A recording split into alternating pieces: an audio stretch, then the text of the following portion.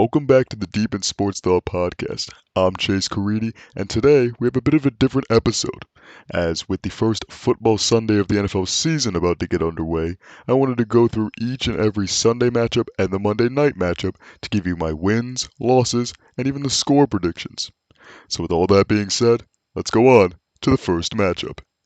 Alright, so starting off, our first matchup of the day is going to be the Carolina Panthers going to the Atlanta Falcons. Now for this game, I'm thinking of two specific situations. For the Panthers, it has to be Bryce Young, the first overall pick of the most recent NFL draft. He is definitely due to have some growing pains throughout the season, but I think especially in this first game with the full offense finally out on the field trying to take down a divisional rival in the Atlanta Falcons, which, for the other part, it's got to be Desmond Ridder and that offense. So I think personally I have to go with Atlanta on this one, just because even though Ridder did not look, amazing in his first year as quarterback for the Atlanta Falcons, I think Atlanta still just has some more weapons around him to really help the offense keep going, like Drake London, Kyle Pitts, Bijan Robinson, who they took in the first round just this past draft. I think that Atlanta's offense just has so much potential against the Panthers defense that I will say I think can be very good this season. Just once again, the first week with Frank Reich as the coach and all these different pieces finally being put together on this Panthers team, I think week one definitely is going to be not a definitive signal of what they're going to be this year, but I think will definitely show some regression from maybe what we thought, or just definitely not the best that they can be. So that's why I've got the Falcons winning this one 17-10. So for our second matchup of predictions, it is the Cincinnati Bengals going to Cleveland to play the Browns. Now, division rivalry again, a state rivalry really in the state of Ohio, but I think this one's clearly got to go to the Bengals. I think it's going to be a closer game than maybe many would think, especially with looking here. It's got I don't know if you can see if I scroll down a little bit.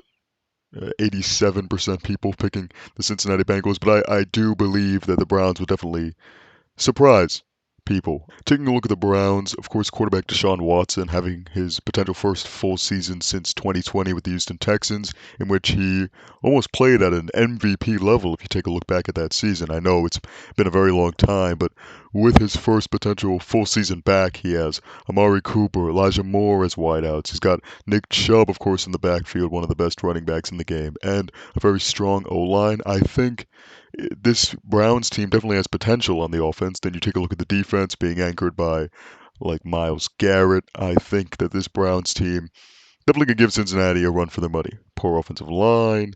The defense of Cincinnati was great at points last season, but once again, what you don't expect with this Browns team, the dual threat ability of Watson and just all of these different schemes that could potentially come out against the Bengals. I think this game could definitely have some high scoring, but could also be clamped down by these good defenses. Nevertheless, I have Cincinnati winning this one, and we'll say about 24-14. That's my prediction. Bengals 24-14. So now our next matchup here is the Jacksonville Jaguars going to Indianapolis to play the Colts. Now, at a certain point in time these past couple of seasons, the Colts have been this much more highly regarded team, and it was Jacksonville that they would say, oh, can Jacksonville pull the upset? Oh, going into Indy, they have this great record. Can Jacksonville keep it going, the underdog, and beat the Indianapolis Colts? Now it's really anything but that. You take a look at this Colts team now, you are starting rookie quarterback Anthony Richardson, which out of all of the rookie quarterbacks taken in the first couple of rounds in this most recent NFL draft, Bryce Young, CJ Stroud, of course, Anthony Richardson and Will Levis at different points of the draft, Richardson is definitely the most raw. We see that he has this extreme athleticism and extremely strong arm and just so many different facets that people across the league and all these different fans loved to see, and they wanted to take a flyer on this quarterback and see what he can do at the top level. And it's going to be very interesting to see what he'll do with the Colts. The Colts have had a strong offensive line. You got Michael Pittman Jr., who's no slouch in terms of being a top wide receiver for Richardson. The running back situation is going to be a little sketchy with Jonathan Taylor missing the first 4 games of the season. But still, Indy has potential if Anthony Richardson really progresses as the season goes on to be a fine football team. But that's more for a predictions video, which I did do. You can see my AFC South predictions up here in the little icon I'll put. But anyway, all that to say, there's no way the Jaguars don't win this. I mean, taking a look at what they did last year, making the playoffs with Doug Peterson as the head coach, Trevor Lawrence getting another year in the saddle, being a great young quarterback, and just the progression of their young players. You've got Travis Etienne in the backfield, and take a look at those defensive players. You got Josh Allen, still one of the top linebackers in the game. You've got Trayvon Walker, the #1 overall pick a couple years back. This team has some clear talent, and they have shown that they can make it far and once they get in the playoffs, make some noise. So I think at least in just this matchup against the Indianapolis Colts, they definitely give the rookie a run for his money. I've got the Jaguars winning this one, 21-7. Next matchup, another easy one in my mind, the Tampa Bay Buccaneers going to Minnesota to play the Vikings. Now, the Minnesota Vikings, despite the most, I guess, interesting news going on for them is that Justin Jefferson has not signed a contract extension. He's still arguably the best wide receiver in the league.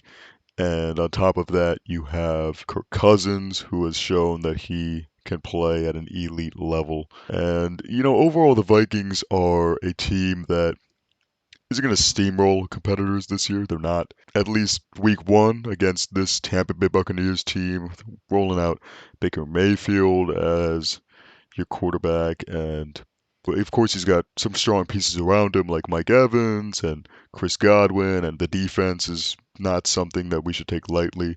I think just Minnesota has more firepower in them, and they'll be able to pretty easily take this one. I've got the Minnesota Vikings beating the Tampa Bay Buccaneers at a score of 24-14. So now our next matchup, we've got the Tennessee Titans going to New Orleans to play the Saints.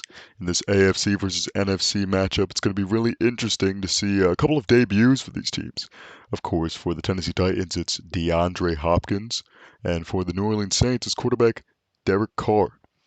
Personally, for me, and I don't think it's a hot take to anyone, I think Derek Carr is definitely a more valuable piece for the Saints to add to this team. Of course, Alvin Kamara is not playing the first 3 games of the season because of suspension, but you have Michael Thomas, who, if he's even a shred of what he was in the 2018-2019 seasons, I think that they will be just fine. Of course, they've got one of the strongest offensive lines. They've got a nice defense, and I just personally don't believe in Tennessee in whether they're throwing out Tannehill or Malik Willis or Will Levis.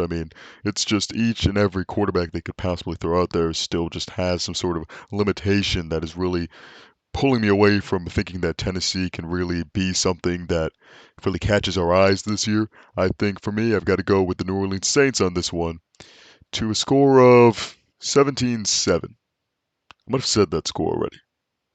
Moving on. Now for our next matchup, it is the San Francisco 49ers going over to Pittsburgh to play the Steelers. Now, I've made it very...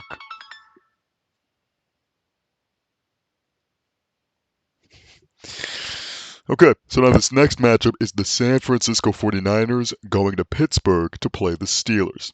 Now, I've been very clear on how I feel about the San Francisco 49ers this year. I think they're undoubtedly the best team in the NFC. I think they're definitely going to make a strong contention for a Super Bowl. And it just comes down to their just incredibly well-built roster all the way around. Great defense, great receiving options, great tight end, great running backs. And again, Brock Purdy, the Mr. Irrelevant last pick in the draft a couple years back.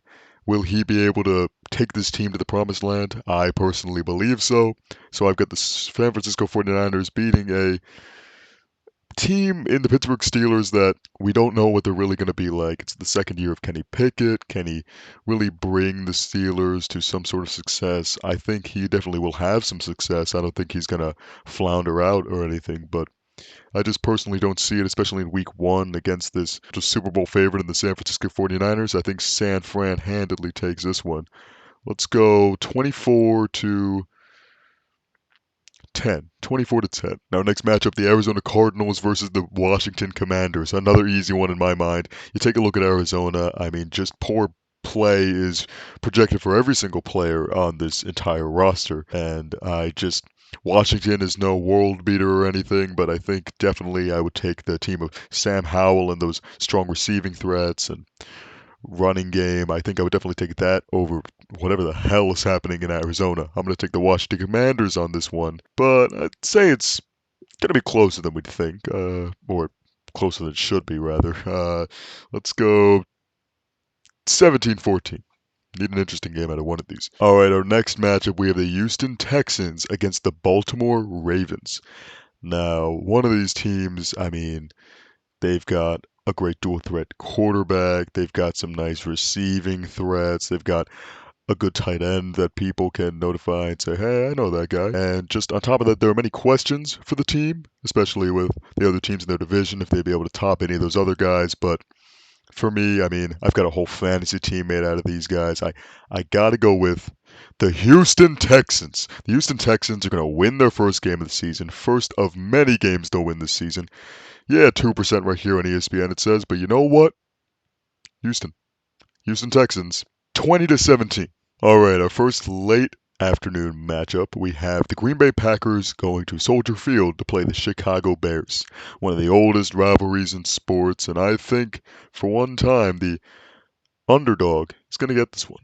I've got the Chicago Bears winning this one. Of course, they're not the underdog this year, but for years, getting battered down by teams the likes of Brett Favre and Aaron Rodgers, it's been really tough for the Chicago Bears, especially with some Aaron Rodgers comments about a certain owning of the franchise. But besides all that, I think this is definitely the year, if any year, that the Chicago Bears are going to have this opportunity to take one from Green Bay. It's definitely in this situation with Justin Fields, DJ Moore, the defense getting better with Tremaine Edmonds being signed. I think Chicago can just come out of the gate guns a-blazing with some great schemes of all this dual threat ability and all these different plays you can use all these new players with. I think it'll be something that is going to be very fun to watch.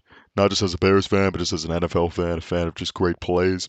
And for the Green Bay Packers, I mean, it's been a tough offseason losing Aaron Rodgers and Alan Lazard and Randall Cobb and all these different players to the Jets specifically. But after that, just hearing the news of Christian Watson being out for the game, their new number one wide receiver, or arguably number one last year, but still a big time wide receiver for this team.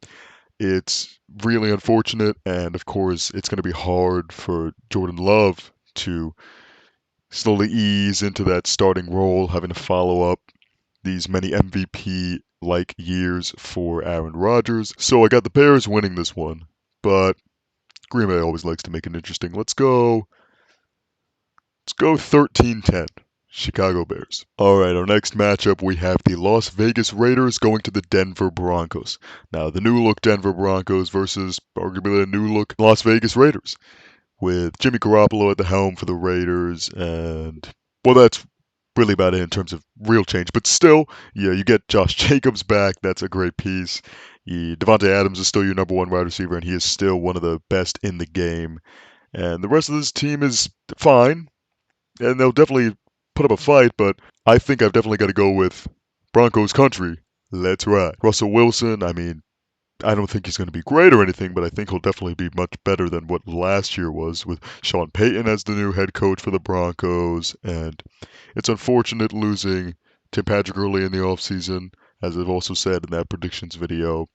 And I think there was also a Jerry Jeudy questionable injury designation for the game, so that's definitely something we'll have to look at when we get closer to the game and all. But for now, I think the Broncos are just too talented to at least defeat this not great Raiders team, so I'm going to go with the Broncos country to a score of, hell, the Broncos still aren't that good, 17-14. A lot of three-point games we're coming up with. All right, next one. Oh, Jesus Christ. Oh, poor New England. Oh, what am I talking about? I hate New England. All right, next matchup. Philadelphia Eagles are going to Foxborough to play the New England Patriots. I mean, it's got to be the Eagles. The New England Patriots. I mean, Mac Jones, fine. The offense, okay. The addition of Zeke Elliott, Juju Smith, I mean, that's not really moving me. And maybe that's just the Bills fan in me saying, screw the Patriots. But nevertheless, I think a lot of people definitely have the Eagles winning this one. And hell, let's not make it fun at all. Let's go 24-7. All right, next matchup, a real interesting one. Finally, we get a maybe real close game. The Miami Dolphins going to LA to play the Chargers. Now, to talk about the Chargers first, I feel like this is a team that just fails expectations time and time again. But taking a look at the Miami Dolphins, of course, they have a high-powered offense with Jalen Waddle and Tyreek Hill, two of the most dynamic receiving threats in the game right now. And Tua Tagovailoa being a average to above average quarterback, I'll give him his credit of what we saw in that small sample size last year. I think it's definitely a question of if he'll get back to that level that we saw last year and those great wins against Baltimore. But realistically, this Miami team, we saw Tron Armstead be out for the game. That's crucial, especially against such a strong defense in the Chargers with some real edge threats like Khalil Mack and Joey Bosa. I think it's definitely going to be tough on the offensive line of the Dolphins that already wasn't, perfect or great or anything. Now it's just taking more and more injuries into account that are going to make it all the more tough on that tough front seven. So I think for those reasons alone, I got to go with the Los Angeles Chargers on that one. And then let's go, let's go 27, 27, 20. Yeah, 27-20. All right, taking a look at our next matchup, we have the Los Angeles Rams this time going against the Seattle Seahawks. Now, another really easy matchup for me. I have, if you guys seen my West predictions video, the Rams I don't think will be anything special, and we also just heard the Cooper Kupp news of him being out for the next 4 games, being put on the IR. That's just absolutely devastating to the offense that I already felt was due for some regression. And for the Seahawks, they got some good news in terms of injury. Their starting running back, Kenneth Walker, is going to be starting. On top of that, they of course have Jackson Smith-Njigba, who had some questionable injury designation but will play. On top of DK Metcalf and Tyler Lockett, one of the best, if not the best, wide receiver duos in the league. And on top of that, the comeback player of the year, Geno Smith. Now, will he play out of his mind again? I don't know. I think certainly he's going to get the job done at least over this very poor Rams team. So I'm going to go with the Seahawks on this one. Let's go. Let's give our first 30. 30 of the predictions. 30-14. All right, moving on to the Sunday night football game. We have the Dallas Cowboys versus the New York Giants. And for me, I mean, personally, I've heard a lot of people say a lot of good things about what the Cowboys are going to be, with Micah Parsons potentially being Defensive Player of the Year, and all these offensive players, CeeDee Lamb, and adding Brandon Cooks, and of course Dak Prescott, Tony Pollard finally getting the starting job as running back, and see what he can do. A lot of people have a lot of hype on Dallas, and it's not just the delusional Cowboys fans. I feel like a lot of people are finally putting all their chips in on Dallas actually being something interesting, but personally, I still don't see it. I really feel like the Giants can come out week one, really surprise a lot of people with, of course, the development of Daniel Jones, and of course, having Saquon back is massive. You take a look at their defense, it's still as strong as it's been these last season that got them into the playoffs. There's nothing that this team has lost to make me really think that they're going to be significantly worse or anything that is bad in any sense. So I think people just not really speaking on it, and the Giants not being this incredibly scary team or a threat in anyone's minds. I think just being that underdog is going to be crucial for them, and that's why I've got the New York Giants winning this one, 24-21. All right, lastly we have Monday Night Football, and yeah, grab my little buddy over here. We've got the Buffalo Bills going to MetLife to play the New York Jets. Now, before anyone gets all up in arms, I did say that the Buffalo Bills will lose to the New York Jets week one. I said that in my predictions video for how the East is going to go. And listen. You say things, you have opinions. Opinions change. And especially when this is who I've got winning, making picks. I gotta go with the Bills. I can't not go with my own team. I can't not go with my own team. Listen, the Jets are gonna be really good. They have the defensive and offensive rookies of the year from last year. They have Aaron Rodgers. There's so many ways and reasons. They've got home field advantage to what's going to be an absolutely raucous crowd of Jets fans. But I listen. I can't do it. I can't possibly do it. I got the Bills winning. I've got the Bills winning. Let's at least make it close. 34-31. There you go. There's your big money matchup. All right. That's all of the predictions. Let's close this one out. All right, guys. So that was all of the predictions for Week 1 of the NFL season. If you guys like this, make sure to like and subscribe. If you guys, disagree with any of the picks I had or with any of the morals, especially with that last one, but just comment down below any of your thoughts, and that's about it. So I'm Chase Caridi, and this has been the Deep in Sports Talk Podcast.